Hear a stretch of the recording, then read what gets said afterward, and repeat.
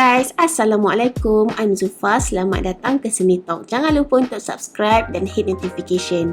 Okay, so boleh kita mula. Jadi tutorial hari ni adalah tutorial painting menggunakan art masking fluid.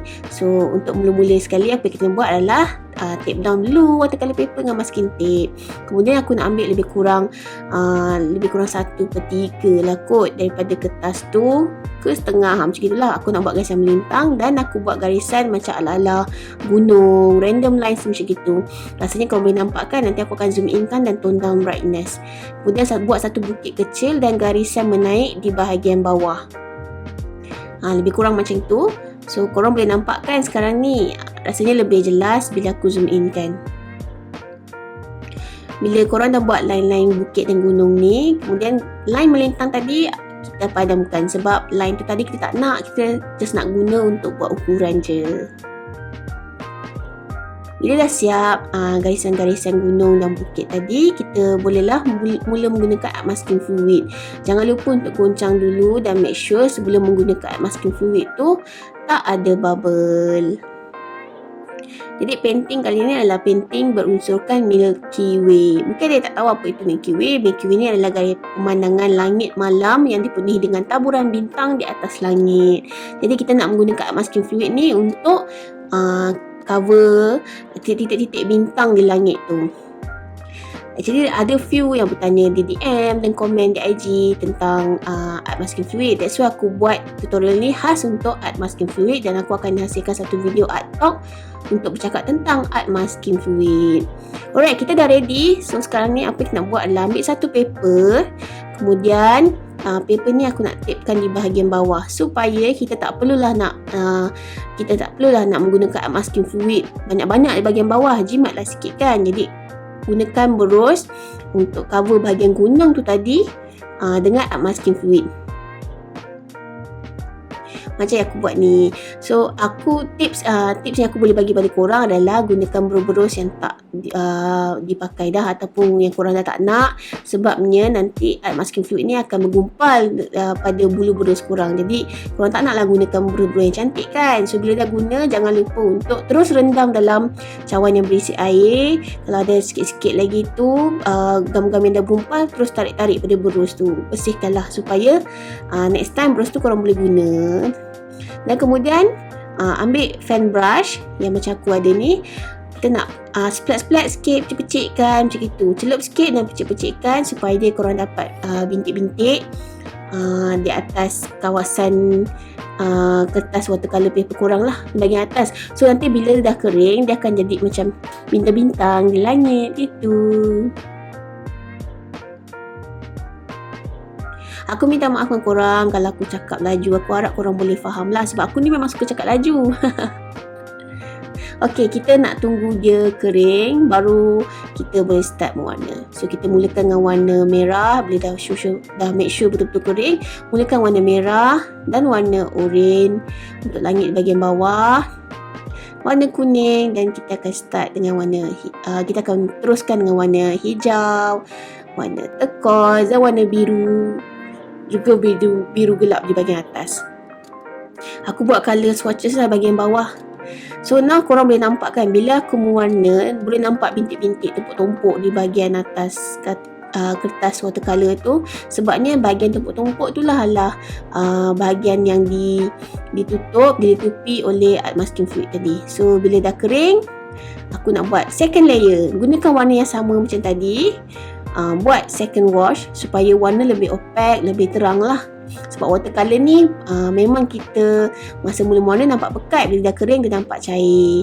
So kalau perlu korang nak buat second ke third wash ke, nak warna pekat ke, lebih terpulang lah pada korang. Kemudian ambil tisu ke kapas ke, dab-dab bahagian tengah sementara paint tu belum kering lagi. Tengah tu sebab kita nak buat efek ala-ala biasan cahaya di langit lah. Kemudian ambil warna putih, gunakan berus yang besar dan dab-dab saja supaya dapat corak biasan cahaya tu. Kemudian ambil warna biru gelap dan buat di sebelah kanan biasan cahaya tu. Jadi korang akan nampak efek ni. Dan make sure warna biru gelap tu blend lah dengan warna background dia. Sebab kita tak nak terlalu kontra. Jadi make sure korang blend cantik-cantik, elok-elok je. So bila dah kering, boleh tanggalkan paper tadi dan menggunakan pemadam untuk tanggalkan art masking fluid korang. Sebab kita tak nak biarkan art masking fluid ni lama-lama atas kertas. Sebab makin lama di atas kertas, dia makin jadi susah nak ditanggalkan. Jadi kita tak nak lebih kurang dalam 10 minit ke dah boleh lah kita tanggalkan. Jadi tanggalkan semua art masking fluid yang ada di atas kertas korang, termasuklah bintik-bintik bintang tadi, titik-titik bintang tadi di atas kawasan permukaan langit tu. So korang boleh faham kan? Dah siap, korang boleh gosok dengan kain ataupun tiup ke, ataupun boleh berus lah supaya tak ada baki-baki yang tinggal. Jadi korang boleh nampak ada titik-titik bintang yang besar kan. Jadi korang boleh cover dengan menggunakan warna biru gelap. Yang mana-mana yang korang rasa tak berapa nak cantik, korang tak suka terlalu besar ke, jadi korang boleh lah cover time ni. Sekarang kita nak menggunakan warna biru untuk warna gunung. Just warna biru yang light-light, cair-cair je, dan warnakan di bahagian gunung. Kemudian aku nak buat warna pink di bahagian bawah gunung. Tapi tak perlu pun warna di bahagian bukit sebelah kiri tu. Just elakkan je. Kemudian ambil warna biru gelap sikit, lebih kurang warna indigo. Warna sikit di bahagian bawah, barulah masukkan warna pada bukit tadi. Korang boleh buat second wash untuk bagi colour lebih opaque lah. Kemudian aku gunakan acrylic gouache warna hitam. Kemudian ambil berus angle brush ni, ataupun korang boleh ambil flat brush. Macam aku guna ni angle brush lah, sebab aku suka tanpa air, just dip brush korang dengan gouache warna hitam tadi, dan just tarik-tarik je berus korang ke bawah. Kemudian korang akan dapat efek watercolour yang kasar macam yang aku dapat sekarang ni. Dia menyerupai bayang-bayang pada gunung. Rasanya korang boleh imagine kot bila aku dah start colour macam ni. Macam itulah. Kemudian ambil warna hitam tadi, buat juga pada bahagian bukit di sebelah kiri. Dab-dab berus korang dan tarik ke bawah. Now kita nak buat ala-ala kabus di bahagian bawah gunung.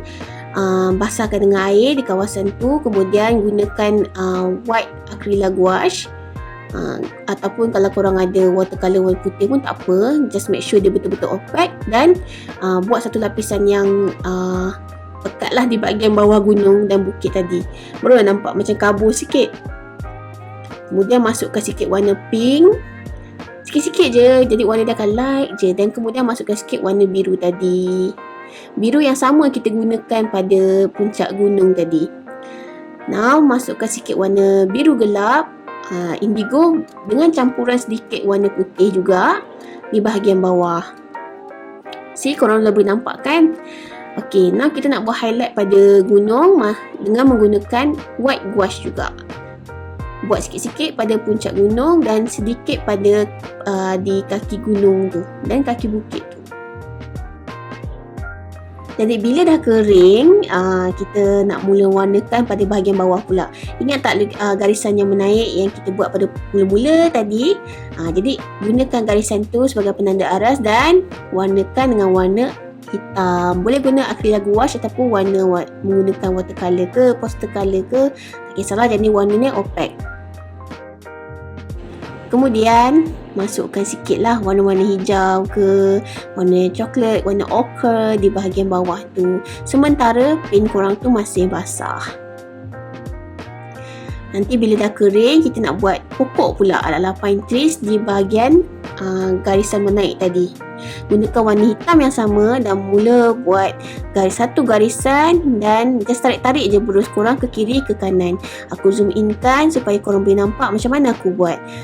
Terpulang pada korang nak guna berus yang macam mana. Boleh guna angle brush ke, boleh guna flat brush ke, ataupun boleh guna round brush.